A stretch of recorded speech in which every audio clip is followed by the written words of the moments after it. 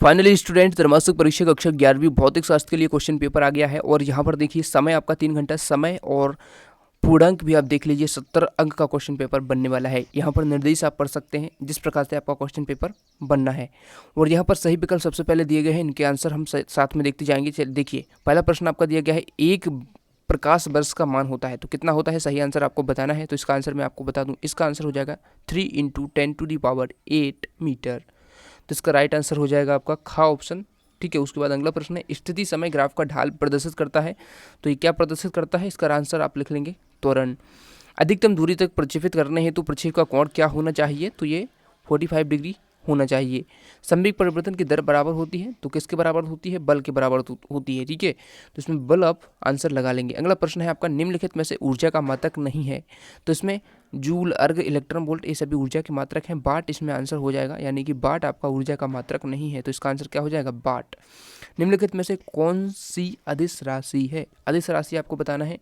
ठीक है, तो देखिए इस प्रश्न का आंसर आप कमेंट में आंसर देंगे। ठीक है, इसलिए इसको अच्छे से आपको कमेंट में इसको ढूंढकर आंसर लिखना है। प्रक्षेप का पथ क्या होता है, परवलयाकार होता है, इसका आंसर ग ऑप्शन हो जाएगा। उसके बाद देखिए अगला प्रश्न हम देख सकते हैं यहाँ पर। अब देखिए रिक्त स्थान देख रहे हैं, अपने रिक्त स्थान में आपको रिक्त स्थान भी एक भी मत छोड़िए, सभी अच्छे से कर लीजिए। वेग परिवर्तन की दर को क्या कहते हैं, इसको कहते हैं त्वरण। तो त्वरण आपको यहाँ भर लेना है। अगला प्रश्न है, बल का विमीय सूत्र होता है तो ये होता है mLT-2। याद रख लीजिए बल का विमीय सूत्र। ठीक है, निकाल भी सकते हैं आप =ma से।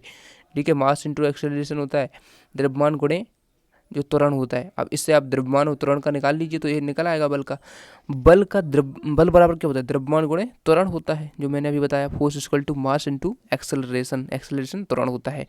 कार्य करने की दर को क्या कहते हैं, कार्य करने की दर को क्या कहते हैं, जल्दी बताइए, शक्ति कहते हैं। ठीक है, शक्ति यहाँ पर भर लेंगे। उसके बाद अगला प्रश्न है, दो सदिशों ए और बी के मध्य थीटा कोण हो तो इनके परिणामी सदिश का परिमाण क्या होगा, तो ये होगा √A² + B² + 2AB cos theta. ठीक है, तो इस प्रकार से हो जाएगा आपका। उसके बाद प्रकाश वर्ष मात्रक है, किसका मात्रक है, दूरी का है, सबको पता है इसका आंसर। ठीक है, तो दूरी का मात्रक है, यहाँ पर दूरी भर लेंगे। अगला प्रश्न है, वेग प्रवणता का ऐसा मात्रक, ये आप कमेंट में इसका आंसर जरूर से बताइएगा। ठीक है, देखिए आप लोग यदि इसको खोजेंगे तो और एक दो प्रश्न और कंप्लीट हो जाएंगे, इसलिए मैं आपको क्वेश्चन आपको सॉल्व करने के लिए दूंगा। ठीक है, उसके बाद देखिए सही जोड़ी बनाइए। सही जोड़ी में आप देख सकते हैं 1 एंगस्ट्रॉम कितना होता है, तो ये होता है 10⁻⁻10 मीटर होता है। ठीक है, गति का समीकरण होता है v = u + at।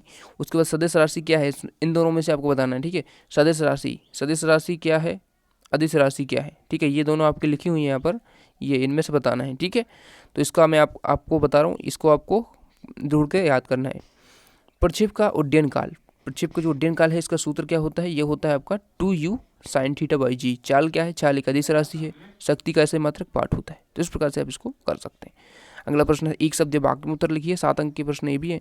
तो देखिए पारसिक किस राशि का मात्रक है, तो ये दूरी का मात्रक होता है। ठीक है, दूरी का। अगला प्रश्न है, नियत वेग से गतिशील वस्तु का त्वरण क्या होगा, तो ये 0 होता है। ठीक है, जब वेग आपका कांस्टेंट है, वेलोसिटी आपकी कांस्टेंट है, तो एक्सेलरेशन क्या होगा, 0। शून्य सदिश किसे कहते हैं, शून्य सदिश किसे कहते हैं, शून्य सदिश होता है एक ऐसा सदिश होता है जिसका परिमाण 0 हो। तो लिख लीजिए, शून्य सदिश एक ऐसा सदिश है जिसका परिमाण 0 होता है। ठीक है, संवेग का ऐसा ही मात्रक तथा विमीय सूत्र लिखना है, तो संवेग का ऐसा ही मात्रक होता है kg/m/s।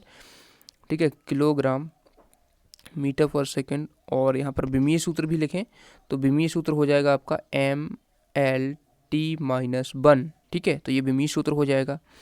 कार्य का ऐसा ही मात्रक क्या होता है, तो सबको पता है जूल होता है। ठीक है, उसके बाद देखिए अगला है, असंरक्षी बल द्वारा किया गया कार्य किस पर निर्भर करता है, तो पथ पर निर्भर करता है। ठीक है, उसके बाद देखिए किसी सदिश एक की दिशा में एकांक सदिश लिखना है, तो एकांक सदिश हो जाएगा a∠ आपका हो जाएगा a वेक्टर बटे में हो जाएगा a वेक्टर का मोड। ठीक है, तो इस प्रकार से इसका आंसर हो जाएगा। उसके बाद देखिए विमीय विश्लेषण की सीमाएं लिखिए। अब देखिए ऑब्जेक्टिव हमारे पूरे कंप्लीट हो गए हैं यहाँ तक।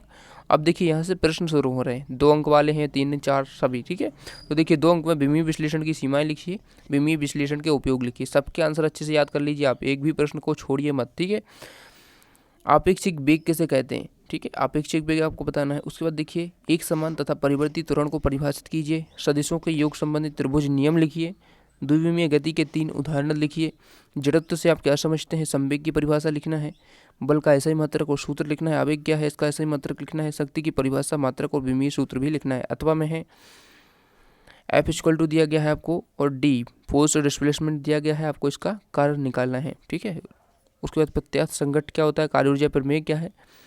देखिए आपको जो है यहाँ पर कितने चैप्टर तक, 6 चैप्टर तक पूछे जाना है, उसी में से ये क्वेश्चन पेपर आपका बनेगा। ठीक है, उसके बाद देखिए संरक्षण, सम्यक संरक्षण का नियम, घर्षण किसे कहते हैं। और 13वां प्रश्न भी देख लीजिए, ये आपको बहुत ही ज़्यादा पूछा जाता है ये वाला प्रश्न, ये आपने देखा होगा, बहुत ही इंपॉर्टेंट है, इसको भी कर लेना। और मूल मात्रक व्युत्पन्न मात्रक में अंतर कर लेना। 14वां प्रश्न है कोणीय वेग किसे कहते हैं, इसका सूत्र लिखना है। वृत्तीय गति के लिए आवर्तकाल और आवृत्ति की परिभाषा और सूत्र लिखना है। शक्ति के लिए P इक्वल टू F सिद्ध करना है। और संरक्षी बल और असंरक्षी बल में अंतर स्पष्ट करना है। घर्षण कम करने के बढ़ाने के उपाय 3 अंक में प्रश्न है।